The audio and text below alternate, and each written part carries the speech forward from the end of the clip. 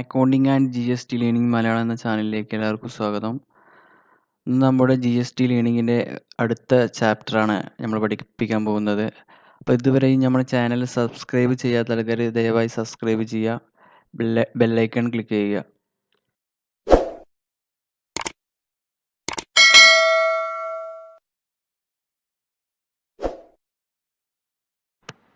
നമ്മൾ കഴിഞ്ഞ ചാപ്റ്ററിൽ പഠിച്ച കാര്യങ്ങൾ CGST എന്താണ്, SGST എന്താണ്, IGST എന്താണെന്നാണ് നമ്മൾ പഠിച്ചത് കഴിഞ്ഞ ചാപ്റ്റർ. അതെങ്ങനെയൊക്കെയാണ് നമ്മൾ ഏത് ടൈപ്പ് ഓഫ് പർച്ചേസ് ചെയ്യുമ്പോഴാണ്, എവിടെ പർച്ചേസ് ചെയ്യുമ്പോഴാണ്, അതേപോലെ കേരളത്തിന് പുറത്ത് പർച്ചേസ് ചെയ്യുമ്പോൾ CGSTയും SGSTയും IGST ഒക്കെ കേരളത്തിന് പുറത്ത് പർച്ചേസ് ചെയ്യുമ്പോഴും അതേപോലെ അകത്ത് പർച്ചേസ് ചെയ്യുമ്പോഴൊക്കെ തമ്മിലുള്ള ആ ഡിഫറൻസ് നമ്മൾ ആ ചാപ്റ്ററിൽ പഠിച്ചിട്ടുണ്ട്. അതായത് കേരളത്തിനകത്ത് പർച്ചേസ് ചെയ്യുമ്പോൾ നമുക്ക് CGST SGST ആണ് വരുന്നത്.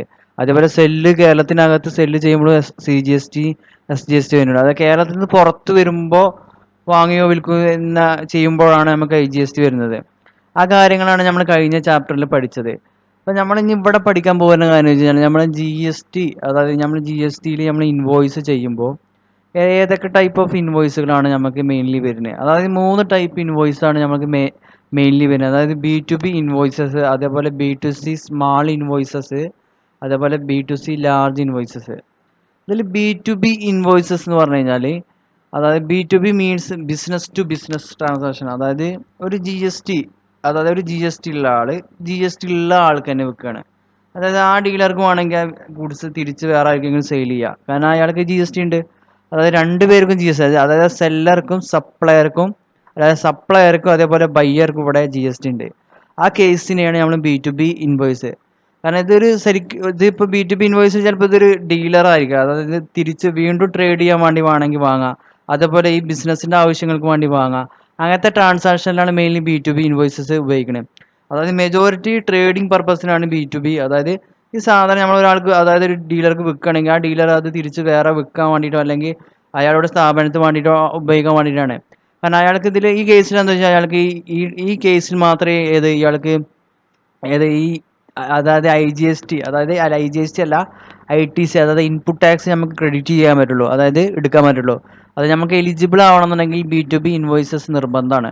അതായത് B2B സപ്ലയേഴ്സ് എല്ലാവരും എന്ത് ചെയ്യണം, GSTR 1 B2B ബില്ലുകളൊക്കെ അപ്ലോഡ് ചെയ്യണം. അതുകൊണ്ട് തന്നെ ആ വിറ്റ ആൾ, അതായത് വാങ്ങിയ ആൾക്ക് അയാളുടെ GSTR 2 ആ ബില്ലുകൾ അതാത് മാസങ്ങളിൽ അത് പ്രൊജക്റ്റ് ചെയ്ത് കാണാം.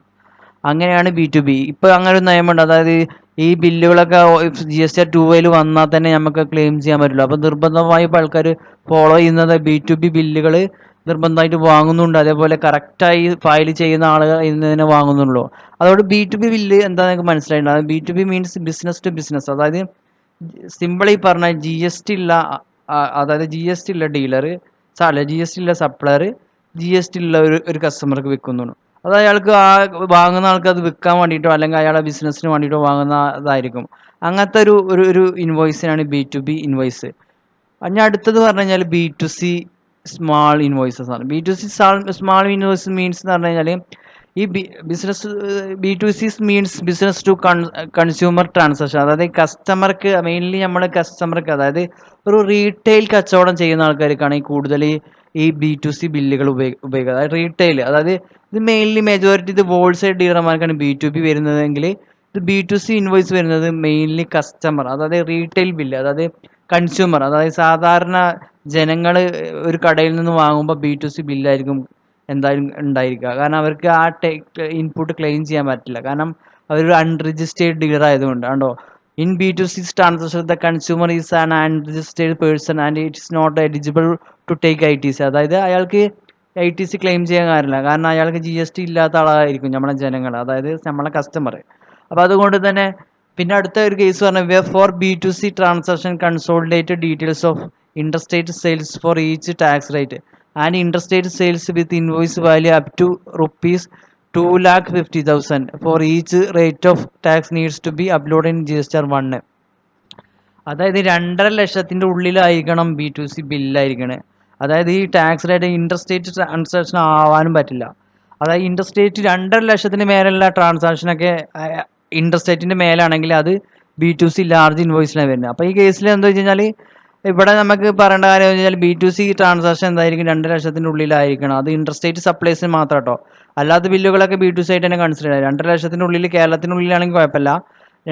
ഈ 2.5 ലക്ഷത്തിന് മേലെ വരുന്ന ട്രാൻസാക്ഷനൊക്കെ എന്ത് ചെയ്യണം, അത് B2C ലാർജ് ഇൻവോയ്സ് ആയിട്ട് വരും. അതായത് ഇപ്പോൾ കേരളത്തിന് പുറത്തേക്ക് വിൽക്കുമ്പോൾ അത് നമ്മൾ GSR 1 അപ്ലോഡ് ചെയ്യണം എന്നാണ് പറയുന്നത്. അതേപോലെ B2C ലാർജ് ഇൻവോയ്സിൽ ഇപ്പോൾ ഇങ്ങനത്തെ മാറ്റം, അതായത് B2C ലാർജ് ഇൻവോയ്സ് പറഞ്ഞു കഴിഞ്ഞാൽ അടുത്തത് B2C is means business to consumer transaction where the transaction is interstate and invoice value more than 2,50,000. അതായത് 2.5 ലക്ഷത്തിന് മേലെ ഇൻട്രസ്റ്റേറ്റ് ട്രാൻസാക്ഷൻ, അതായത് കേരളത്തിന് പുറത്തേക്ക് നമ്മൾ ഒരു കസ്റ്റമർക്ക്, അതായത് അൺരജിസ്റ്റേർഡ് ഡീലർക്ക് വിൽക്കുകയാണെങ്കിൽ അത് B2CL ആയിരിക്കും. അതായത് അത് നമ്മൾ GSR 1 അപ്ലോഡ് ചെയ്യേണ്ടതാണ്. അടുത്തപോലെ B2Cയിലെ ട്രാൻസാക്ഷൻ കൺസ്യൂമർ ഈസ് അൺരജിസ്റ്റേർഡ്, അതായത് ഈ കസ്റ്റമർക്ക് എന്തായാലും ഇത് B2C അതായത് ലാർജ് ആയാൽ പോലും ഇത് നമുക്കത് ഇൻപുട്ട് ചെയ്യാൻ പറ്റില്ല. കാരണം അവിടെ GST ഇല്ല, കാരണം അയാൾ അൺരജിസ്റ്റേർഡ് ഡീലറാണ്. പിന്നെ 2,50,000 മേലെ വന്നതുകൊണ്ട് നമ്മൾ ഈ വിറ്റ ആൾക്കാർ, അതായത് സെല്ല് ചെയ്ത ആൾക്കാർ എന്തായാലും GSR 1 അത് എന്തായാലും റിട്ടേൺ കാണിക്കണം. അപ്പോൾ ഇങ്ങനെ 3 കേസാണ് മെയിനായിട്ട് വരുന്നത്. അതായത് B2B ബില്ല് ഇൻവോയ്സ്, അതേപോലെ B2C സ്മാള്, B2C ലാർജ്.